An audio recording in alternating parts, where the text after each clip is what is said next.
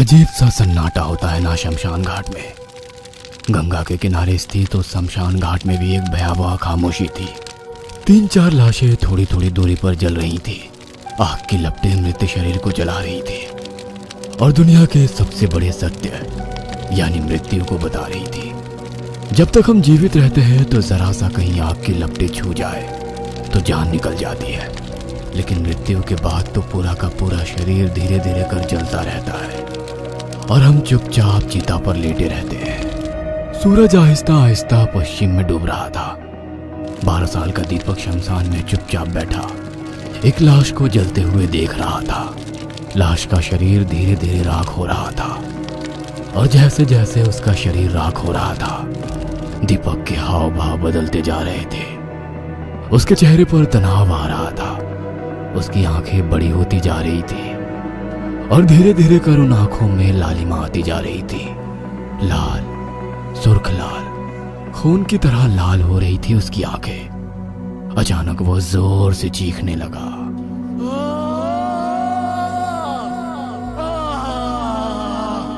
जलती लाश के पास गमों के सागर में डूबे उस मृत व्यक्ति के परिजन दीपक को इस तरह चिल्लाते देखकर डर गए। अरे ये कौन है? कहाँ हुआ रे उसको? हमको नहीं पता दादा, पता नहीं कौन है। बाप रे, ये कैसे चीख रहा है?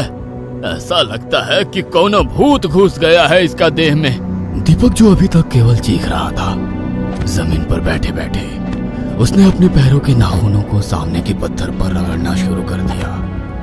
वो रगड़ इतनी तेज थी कि उसके नाखूनों से खून निकलने लगा, लेकिन उसे शायद दर्द का एहसास नहीं था। तभी तो वो नाखूनों को लगातार रगड़े जा रहा था।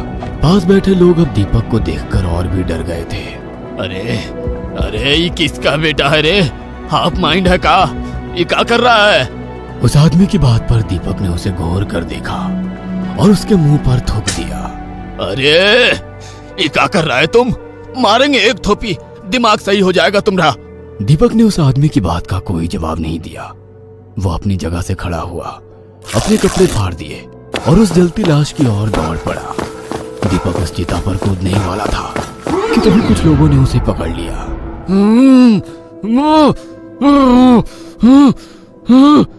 दीपक कुछ बोल तो नहीं रहा था, लेकिन गुस्से से वो सबकी ओर देख रहा था और मुंह से डरावनी आवाज निकाल रहा था। अचानक पता नहीं कहां से उस 12 साल के दीपक में इतनी ताकत आई कि वो उन सभी लोगों को जोर से धक्का दे दिया। वह फिर से चिता में कूदने ही जा रहा था कि राधेश्याम नाम का आदमी गगन काका के साथ वहां आ पहुंचा। दीपक, अरे ना बेटा ना। गगन काका ने अपने थैले से राखनुमा कुछ चीज निकाली और दीपक की ओर उछाल दिया। दीपक जमीन पर गिर पड़ा और तड़पते हुए शांत हो गया। पिताजी, ये देखिए, ये का मिला है हमको स्कूल में। अरे ये तो कौनो मेडल है। पिताजी, हम अपने स्कूल में टॉप आए हैं। टॉप? अरे टॉप मतलब हमारा नंबर सबसे ज्यादा है। जानते हैं, अब हमको स्कॉलरशिप मिलेगा, मतलब छात्रवृत्ति। सरकार हमको आगे की पढ़ाई का पैसा देगी। राधेश्याम अपने बेटे को बोलते हुए सुन रहा था और उसकी आंखें भीग रही थी। राधेश्याम और जानकी का इकलौता बेटा था दीपक। राधेश्याम और जानकी दोनों ही अंगूठा छाप थे और दूसरों के खेतों में काम करते थे। तमाम दिक्कतों के बावजूद वो अपने बेटे को खूब पढ़ाते, क्योंकि उन्हें पता था कि पढ़कर ही उसके बेटे की किस्मत बदल सकती है। दीपक हर शाम स्कूल की बातें अपनी माँ और पापा को जरूर बताता। सूरज ढल गया था। जानकी ने लालटेन जला दी थी। दीपक उसकी रोशनी में पढ़ रहा था। उसके बगल में ही राधेश्याम हाथ वाला पंखा जल रहा था। तभी जानकी हाथ में खाने की थाली लिए उसके पास आई और दोनों को इशारों से खाने के लिए कहा। राधेश्याम ने जानकी के हाथ से खाना ले ली, लेकिन दीपक ने कहा, अम्मा थोड़ी देर में खाते हैं, तुम खाना ढक कर रख दो ना। जानती हो, आज हमको मास्टर जी का पढ़ाए। अब हमको कैसे पता होगा? हम कोनो स्कूल गए हैं का? मास्टर जी न्यूटन का तीसरा गति नियम बताए हैं। अब ये न्यूटन कौन है और वो का बताया है? माँ, वो बहुत बड़ा वैज्ञानिक था। उसका तीसरा गति का तीसरा नियम ये है कि हर एक क्रिया के बराबर और विपरीत प्रतिक्रिया होती है। मतलब हम कुछ भी करते हैं तो उसकी प्रतिक्रिया जरूर होती है। जैसे ही देखो, हम इस गेंद को यहाँ दीवार पर मारेंगे तो ये वापस हमारे पास आएगी। ये देखो आ गई ना। हम गेंद को दीवार पर फेंके, वो क्रिया हुई, और गेंद वापस आई, उसे कहते हैं प्रतिक्रिया। अरे तुम्हारा ये न्यूटन जरूर भगवत गीता पढ़ता होगा, क्योंकि सब तो वही लिखा है, इंसान जो करता है उसका फल मिलता है, चाहे अच्छा हो या बुरा, कर्म फल जरूर मिलता है। भगवत गीता। यही आखिरी बातचीत थी दीपक की अपने माँ बाबूजी के साथ, क्योंकि उस रात के बाद तो सब कुछ बदल गया था। दीपक देर रात तक पढ़ा करता था। उस रात भी वो मन लगाकर पढ़ रहा था। तभी उसे लगा कि उसके कानों में कोई आवाज आ रही है, किसी के चिल्लाने की आवाज। कौन है? दीपक को डर लगने लगा था, लेकिन फिर भी उसने उस आवाज को अनसुनी कर फिर से पढ़ाई करने की सोची। लेकिन अचानक से उसे लगा कि उसके शरीर में कोई प्रवेश कर गया है। उसके प्रवेश करने के बाद उसका खुद पर नियंत्रण नहीं रहा। वो जोर जोर से हंसने लगा, फिर हंसना बंद करके चीखने लगा। राधेश्याम और जानकी भागे भागे उसके पास आए। अरे क्या हुआ है बेटा, ये ऐसे काहे चिल्ला रहे हो तुम? दीपक उनकी बातों का कोई जवाब नहीं देता है और पास ही पड़ी अपनी किताब कॉपी को फाड़ने लगता है। अरे दीपक, क्या हुआ है बेटा? ये किताब कॉपी काहे फाड़ रहा है? वह अब भी उनकी बातों का कोई जवाब नहीं देता, बल्कि उनकी ओर घूर घूर कर देख रहा होता है। उसकी आंखों का रंग बिल्कुल बदल गया था, उसके चेहरे के हाव भाव भी। वह अजीब सी आवाज में गुर्रा भी रहा था। अचानक उसने अपनी माँ पर हमला कर दिया और उन दोनों का गला दबाने लगा। जानकी, ये हमारा दीपक नहीं है, ये कौन और है। राधेश्याम और जानकी जोर जोर से चिल्लाने लगे। पल में ही गांव के कई सारे लोग इकट्ठे हो गए। अरे क्या हुआ है? कौनो जानवर वानवर घुस गया है क्या घर में? बचाओ बचाओ। गांव वालों ने दीपक के घर का दरवाजा तोड़ा। लालटेन की रोशनी में उन्होंने जो देखा, उसे देखकर सभी सहम गए। दीपक ने अपनी मां को बुरी तरह घायल कर दिया था और वहीं चुपचाप सिर झुकाए बैठा था। गांव में सभी को पता लग गया था कि दीपक के शरीर पर किसी बुरी आत्मा ने कब्जा कर लिया है। गांव के गगन काका झाड़ फूक किया करते थे। उन्होंने कई बार अपने तंत्र मंत्र की शक्ति से भूत और प्रेत की व्याधि में फंसे लोगों को बचाया था। उनकी मदद ली गई, लेकिन गगन काका का भी मंत्र शक्ति दीपक की ताकत के आगे फेल हो गई। दीपक ने उन्हें बुरी तरह मारा। वो तो कई लोगों ने दीपक को पकड़ लिया, नहीं तो वो गगन काका को जान से मार देता। दीपक कभी लोगों पर हमला करता तो कभी खुद को ही मारने की कोशिश करता। ये बहुत ताकतवर आत्मा है और खूंखार भी। इससे निपटने के लिए हमको कुछ और चीजें चाहिए होंगी जो अभी हमारे पास नहीं है, और वो सब सामान जुगाड़ करने में कम से कम 2 दिन तो लगेगा ही। तब तक तुम लोग इसको बांध कर रखो, हम जल्दी कुछ करते हैं। दीपक को बांध कर रखा जाने लगा, लेकिन पता नहीं उस दिन उसके अंदर कहां से हिम्मत आ गई और वो लोहे की जंजीर तोड़कर शमशान की ओर भाग गया। वो तो गांव के कुछ लोगों ने उसे शमशान जाते देख लिया था, जो राधेश्याम चाचा को बताया गया, और राधेश्याम चाचा गगन काका को लेकर शमशान पहुंचे। उस दिन गगन काका पूरी तैयारी के साथ वहां गए थे। दीपक को घर लाया गया, उसे एक बार फिर से बांध कर रखा गया। गगन काका दीपक के पूरे घर में घूम रहे थे और पता नहीं क्या सूंघने की कोशिश कर रहे थे। साथ ही अपनी झोली में रखी राख को घर के अंदर फेंक रहे थे। जैसे ही वो राख को फेंकते, एक आवाज उनके कानों में आती, किसी के चीखने की आवाज।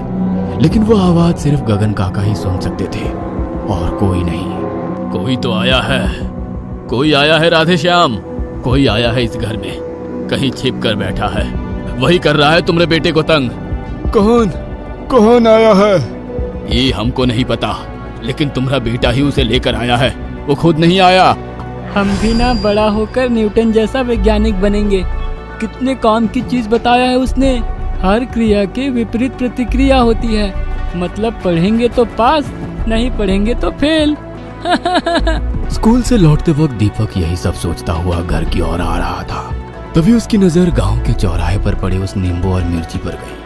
पहले तो उसे समझ नहीं आया कि वो नींबू है, क्योंकि उस नींबू का रंग पूरी तरह लाल था। उस नींबू में कई सारी सुइयां भी चुभोई हुई थी। पता नहीं दीपक के मन में क्या आया, उसने उस नींबू मिर्ची को हाथ में उठा लिया हाँ, हर एक क्रिया के बराबर और विपरीत प्रतिक्रिया होती है। अगर हम इस नींबू मिर्ची को घर ले गए तो क्या प्रतिक्रिया होगी? कुछ होगी भी या नहीं? अगर होगी तो न्यूटन की बात 100% सही होगी।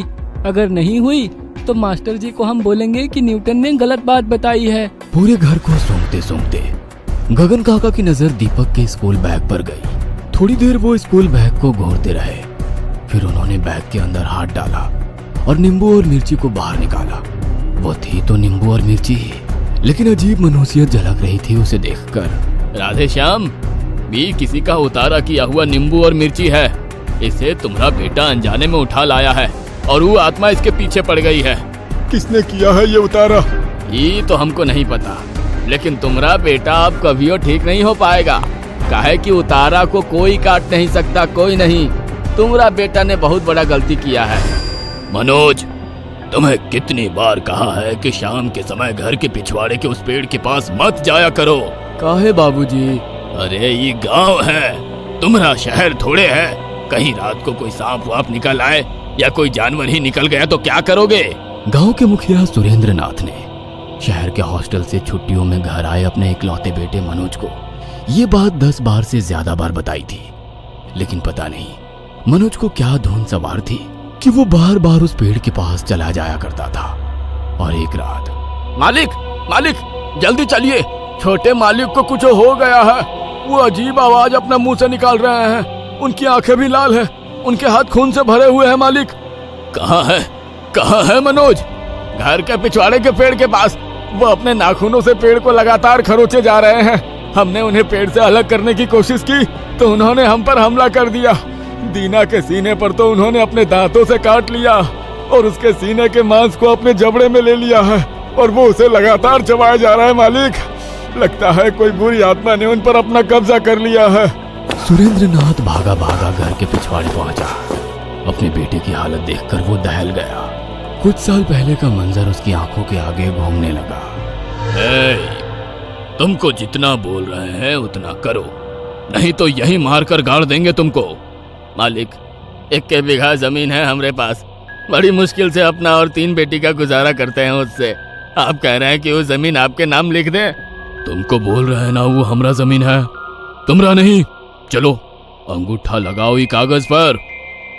नहीं मालिक, हम ही नहीं करेंगे। जमीन हमारी माँ है, हमरा माँ को मत छीनिए हमसे। तुम ऐसे नहीं मानेगा। कोई बात नहीं, हमरे पास सब समस्या का हल है। सुरेंद्र नाथ ने उस गरीब रास बिहारी की हत्या कर दी। उसके मृत शरीर के अंगूठे से जमीन के कागज पर निशान लगवाया और घर के पीछे वाले हिस्से में उसे गाड़ दिया और अगली सुबह उस पर एक कांटेदार पौधा लगा दिया। सुरेंद्र नाथ ने रास बिहारी को मार तो दिया, लेकिन उसकी आत्मा उसके घर के पीछे हमेशा मंडराती रहती। रास बिहारी की आत्मा ने अब सुरेंद्र नाथ को परेशान करना शुरू कर दिया था। वो कभी उसके किचन में आग लगा देता तो कभी उसकी छाती पर सवार होकर उसका गला दबाने की कोशिश करता। एक बार तो उसने उसके अनाज के गोदाम में आग लगा दी। रास बिहारी की आत्मा का खौफ सुरेंद्र पर इतना बढ़ गया था कि उसने एक तांत्रिक की मदद ली। वो भटक रहा है, वो अपना बदला चाहता है, लेकिन आप चिंता मत करिए, मैं उसे बांध दूंगा। मैं उसकी आत्मा को बांध दूंगा। आप लोहे की एक कील ले आ दीजिए। ध्यान रहे उस कील पर पूरी तरह जंग लगा हो। सुरेंद्र नाथ ने लोहे की जंग लगी कील का जुगाड़ कर दिया। तांत्रिक ने उस आत्मा को उस कील से बांध दिया और उस कील को जमीन में गाड़ दिया।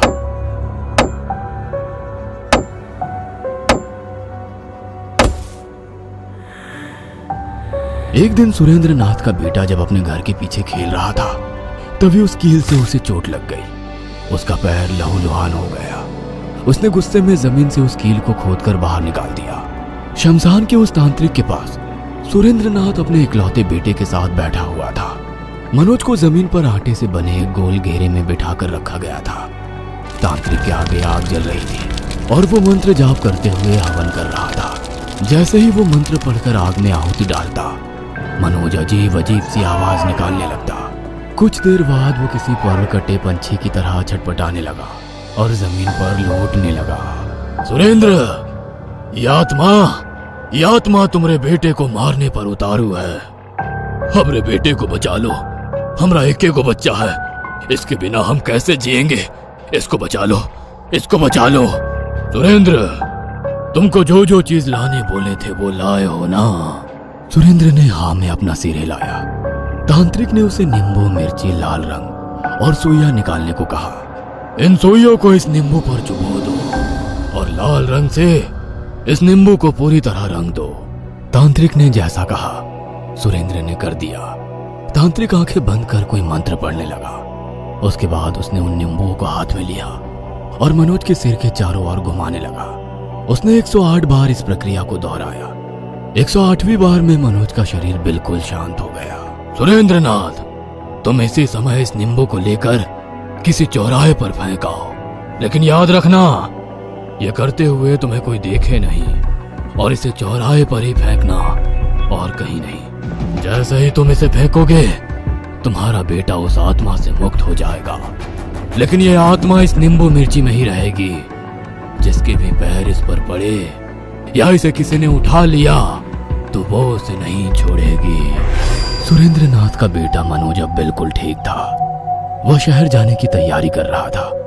उधर दीपक की हालत बहुत ही खराब थी। वह पूरी तरह पागल हो गया था। उसे अब भी बांध कर रखा जाता, लेकिन एक दिन फिर से उसने जंजीरों को तोड़ा और सड़क पर भागने लगा।